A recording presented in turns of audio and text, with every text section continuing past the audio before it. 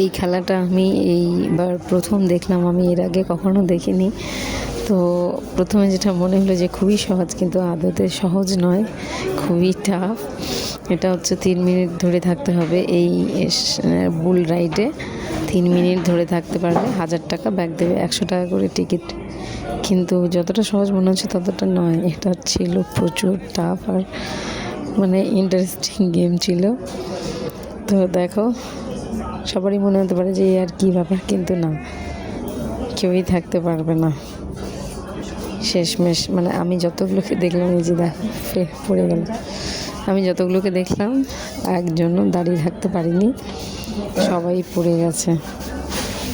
এরপরে আরও একজন উঠবে, সবাই ওকে এনকারেজ করছে যে হ্যাঁ তুমি ওঠো, তুমি পারবে। তো সে লোকও ভীষণ আর কি এক্সাইটেড হয়ে গেল ঠিকই।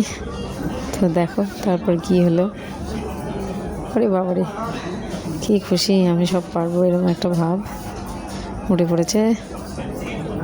এবার দেখো চুল টুল পুরো বেঁধে নিচ্ছে একবারে, ওকে পারতেই হবে, নাম রাখতেই হবে।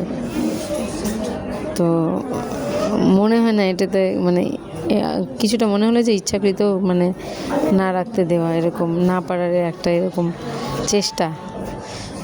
কেননা ওই রাইডের কিছু আর কি চাবিকাঠি সেই ওনারের কাছে রয়েছে, উনি কি একটা চাপ দেয়, প্রেস করে একটা আর কি, যার ফলে স্পিড বেড়ে যায় আর সেই বুল হচ্ছে উল্টোপাল্টাভাবে ঘোরাঘুরি শুরু করে।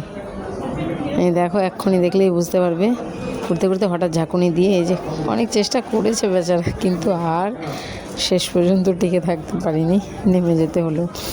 তো ওটাই বলছিলাম যে খুব ইজি মনে হলো, অতটাও ইজি নয়, খুব টাফ বুল রাইড। কে কে দেখেছো এই খেলাটা?